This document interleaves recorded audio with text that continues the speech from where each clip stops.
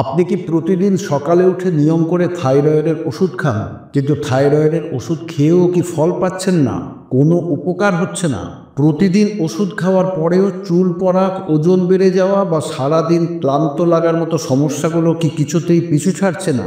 আপনি হয়তো জানেনই না যে থাইরয়েডের ওষুধ খাওয়ার পরেও ফল পাচ্ছেন না বা কোনো উপকার হচ্ছে না, কারণ আপনার এই সমস্যার আসল কারণটা লুকিয়ে আছে আপনারই রান্নাঘরে।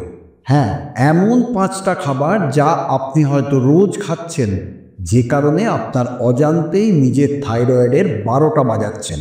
এই খাবারগুলো আপনার ওষুধের কাজ করার ক্ষমতা কমিয়ে দিচ্ছে। যদি এই কটা খাবার আপনার প্রতিদিনের খাদ্য তালিকা থেকে বাদ দিতে পারেন, তাহলে প্রতিদিন আপনার থাইরয়েডের জন্য খাওয়া ওষুধের পরিমাণ কমে যাবে। আপনি হয়তো 100 মিলিগ্রামের ট্যাবলেট খাচ্ছেন, সেই ট্যাবলেট 100 মিলিগ্রাম থেকে 50 মিলিগ্রামে যদি চলে আসে, তাহলে কেমন হবে? চলুন আজকের ভিডিও থেকে না জেনে খাওয়া আপনার খাবারের সেই গোপন বিষয়গুলো জেনে নেওয়া যাক। শুরু করা যাক আজকের ভিডিও। স্বাগত জানাই প্রেরণা হেলথ চ্যানেলে। শুরু করার আগে খুব সংক্ষেপে জেনে নেওয়া যাক থাইরয়েড জিনিসটা কী। আমাদের গলার কাছে থাকা প্রজাপতির মতো দেখতে একটা গ্রন্থি বা গ্ল্যান্ডের নাম থাইরয়েড। থাইরয়েড গ্ল্যান্ডের কাজ হলো হরমোন তৈরি করা, যাদের নাম T3 বা ট্রাইওডোথাইরোনিন আর T4 বা থাইরক্সিন। এই হরমোন আমাদের শরীরের প্রায় সবকটা কাজ, যেমন হার্টবিট, মেটাবলিজম, ব্রেইনের কাজ সব কন্ট্রোল করে। থাইরয়েডকে আবার কন্ট্রোল করে আমাদের ব্রেনের দুটো অংশ, 1 নম্বর হাইপোথ্যালামাস আর 2 নম্বর পিটুইটারি গ্ল্যান্ড। উদাহরণ হিসেবে বলা যায় এটা অনেকটা একটা অফিসের কাজের মতো। যেমন এক্ষেত্রে এই অফিসের ব্রেনের হাইপোথ্যালামাস হলো বড় বস। সে থাইরোট্রপিন রিলিজিং হরমোন বা TRH এর মাধ্যমে পিটুইটারি গ্ল্যান্ড নামের ম্যানেজারকে অর্ডার পাঠায়। TRH পিটুইটারি গ্ল্যান্ডকে উত্তেজিত করে থাইরয়েড স্টিমুলেটিং হরমোন বা TSH বের করার জন্য।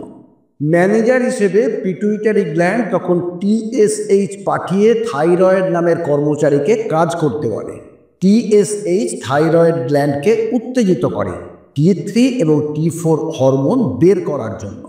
সাধারণত থাইরয়েড ফাংশন টেস্ট করালেই আপনি নিজের TSH লেভেল জানতে পেরে যাবেন।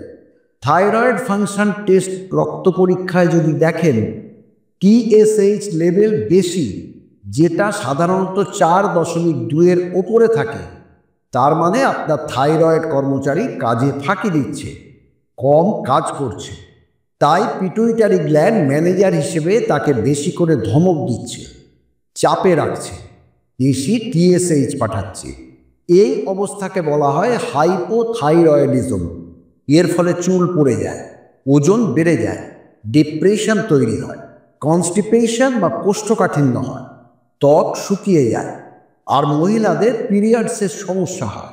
আর যদি TSH লেভেল খুব কম হয়, সাধারণত 0.2 নিচে নেমে যায়, তার মানে আপনার থাইরয়েড কর্মচারী অতি তৎপর হয়ে ওভারটাইম করছে, বেশি কাজ করছে, বেশি বেশি হরমোন তৈরি করছে। তাই পিটুইটারি গ্ল্যান্ড ম্যানেজার হিসেবে তাকে কম কাজ করতে বলছে, কম TSH পাঠাচ্ছে। একে বলা হয় হাইপার থাইরয়েডিজম। এর ফলে ওজন হু করে বেড়ে যায়, হাত পা কাঁপে, বুক ধরফর করে, আর প্রচণ্ড গরম লাগে। এবার আসা যাক আসল কথায়। জেনে নিন কোন 5টা খাবার আপনার থাইরয়েডের সব থেকে বড় শত্রু। 1 নম্বর হলো গয়ট্রোজেন যুক্ত খাবার বা গয়ট্রোজেনিক ফুডস। নামটা শুনে ভয় পাবেন না। গয়ট্রোজেন হলো কিছু প্রাকৃতিক বা সিনথেটিক উপাদান যা থাইরয়েড গ্ল্যান্ডের কাজে হস্তক্ষেপ করতে পারে। গয়ট্রোজেন হলো সেই ধরনের একটা উপাদান যা থাইরয়েড গ্ল্যান্ডকে আয়োডিন শোষণ করতে বা অ্যাবজর্ব করতে বাধা দেয়। এদিকে আয়োডিন ছাড়া থাইরয়েড হরমোন তৈরি হতে পারে না। থাইরয়েড গ্ল্যান্ড আয়োডিন গ্রহণ করে এবং সেটা ব্যবহার করে হরমোন তৈরি করে। থাইরয়েড হরমোন T3 এবং T4 তৈরির জন্য আয়োডিন অপরিহার্য। গয়ট্রোজেন গ্রহণের ফলে থাইরয়েড গ্ল্যান্ডের কার্যকারিতা কমে যেতে পারে, যা হাইপোথাইরয়েডিজম বা গলগণ্ড বা গয়টারের মতো স্বাস্থ্য সমস্যা তৈরি করতে পারে। জেনে নিন তাহলে কোন খাবারগুলো খাবেন না। কিছু ক্রুসিফেরাস সবজি যেমন কাঁচা বাঁধাকপি, ফুলকপি, ব্রকোলি, পালং শাক, সয়াবিন থেকে তৈরি সব কিছু যেমন সয়াবিন, টোফু, মিষ্টি আলু, স্ট্রবেরি, চীনাবাদাম ইত্যাদি, এবং কিছু প্রসেসড বা প্রক্রিয়াজাত খাবার গয়ট্রোজেন ধারণ করতে পারে। এবারে জেনে নিন সমাধান কি। চিন্তা নেই, আপনাকে এগুলো পুরোপুরি বাদ দিতে হবে না।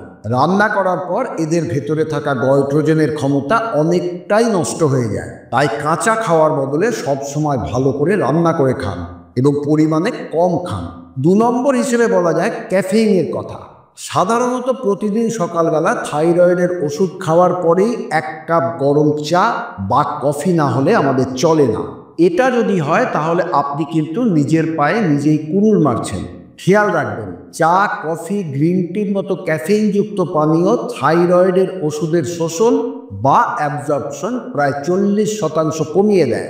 এর ফলাফল হলো আপনি পুরো মাত্রার ওষুধ খেলেও আপনার শরীর পুরো ওষুধটা পায় না। ফলে আপনার TSH লেভেল ওঠানামা করতে থাকে। কখনো রিপোর্ট ভালো আসে তো পরের রিপোর্ট খারাপ। এক্ষেত্রে ওষুধ খাওয়ার সঠিক নিয়মটা জেনে নিন। সকালে খালি পেটে ওষুধ খান। ওষুধ খাওয়ার ঠিক 1 ঘন্টা পর পর্যন্ত জল ছাড়া আর কিচ্ছু খাবেন না। চা, কফি তো একদমই নয়। 3 নম্বরে আছে অ্যালকোহল পান না করা। বিয়ার, ওয়াইন, হুইস্কি বা যে কোনো ধরনের অ্যালকোহল থাইরয়েড রোগীদের জন্য বিষের সমান।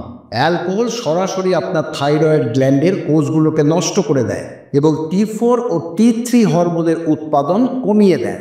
নিয়মিত মদ খেলে থাইরয়েড গ্ল্যান্ডটা আকারে ছোট হয়ে যেতে পারে। তাই সুস্থ থাকতে চাইলে অ্যালকোহলকে আজই বলুন গুড বাই।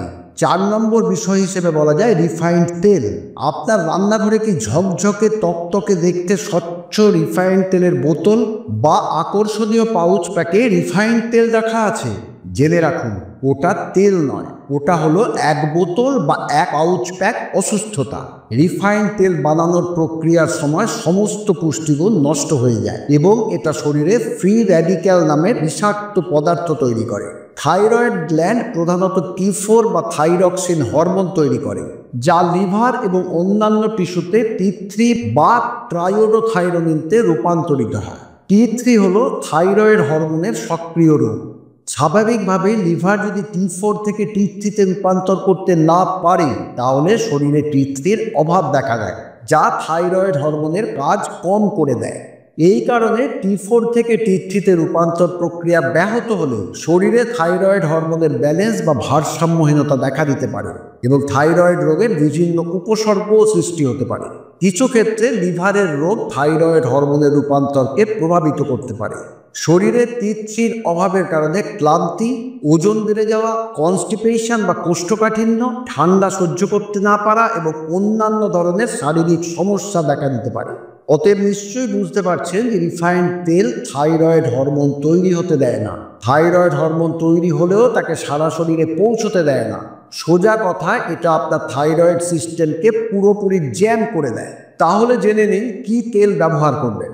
রিফাইন্ড তেল ব্যবহার না করে খাঁটি কাচ্চি ঘানি সরষের তেল, নারকেল তেল বা দেশি ঘি ব্যবহার করুন এবং এটা করতে পারলে পরিবর্তনটা আপনি নিজেই টের পেয়ে যাবেন। 5 নম্বর আলোচনার বিষয় হলো আয়োডিন। এটা সবথেকে গুরুত্বপূর্ণ পয়েন্ট, যেটা ব্যবহার বেশিও হবে না, কমও হবে না। অনেকেই ভাবেন থাইরয়েড মানে আয়োডিন বেশি খেতে হবে। এটা একটা মারাত্মক ভুল ধারণা। যদি আপনার আয়োডিনের অভাব বা হাইপোথাইরয়েডিজম থাকে তাহলে আপনাকে আয়োডিনযুক্ত নুন, মাছ, ডিম ও দুধ খেতে হবে। যদি আপনার শরীরে আয়োডিন বেশি থাকে বা অটো ইমিউন থাইরয়েড থাকে তাহলে বেশি আয়োডিন আপনার সমস্যা আরও বাড়িয়ে দেবে। আপনার শরীরে আয়োডিনের পরিমাণ কিভাবে বুঝবেন? একটা ইউরিন টেস্টের মাধ্যমে আপনি আপনার শরীরে আয়োডিনের পরিমাণ জানতে পারবেন। অবশ্যই মনে রাখবেন, ডাক্তারের পরামর্শ ছাড়া নিজে থেকে আয়োডিন সাপ্লিমেন্ট খাওয়া শুরু করবেন না বা বন্ধও করবেন না। তাহলে এতক্ষণ আলোচনার ভেতর দিয়ে দেখলেন তো, শুধু ওষুধ খেলেই হবে না। থাইরয়েডকে কন্ট্রোলে রাখতে গেলে আপনার নিজের খাবারের থালার দিকেও নজর দিতে হবে। এই 5টা জিনিসকে জীবন থেকে বাদ দিন বা নিয়ম মেনে চলুন। দেখবেন আপনার স্বাস্থ্য, শক্তি আর ওষুধের ডোজ 3টেই আপনার কন্ট্রোলে চলে আসবে। মনে রাখবেন, শুধু ওষুধ নয়, সঠিক খাবারই হলো থাইরয়েডের আসল মাস্টার স্ট্রোক। আজকের ভিডিওর আলোচনা যদি আপনার ভালো লেগে থাকে এবং মনে করেন যে আপনার কাজে লাগবে, তাহলে প্লিজ একটা লাইক করবেন। আপনার পরিচিত যাদের থাইরয়েড আছে তাদের সাথে ভিডিওটা অবশ্যই শেয়ার করুন। হয়তো আপনার একটা শেয়ার তাদের অনেক বড় উপকার করবে। আর স্বাস্থ্য নিয়ে এমন জরুরি তথ্য মিস করতে না চাইলে আমাদের চ্যানেলটা এখনই সাবস্ক্রাইব করার অনুরোধ করছি। এরই সাথে পাশে থাকা বেল আইকনটা প্রেস করে দেবেন। আপনার কোনো প্রশ্ন থাকলে নিচে কমেন্ট করে জানাবেন। আবার দেখা হচ্ছে এই ধরনেরই ভিডিও নিয়ে। ততক্ষণ পর্যন্ত ভালো থাকবেন, সচেতন থাকবেন, সুখী থাকবেন। ধন্যবাদ।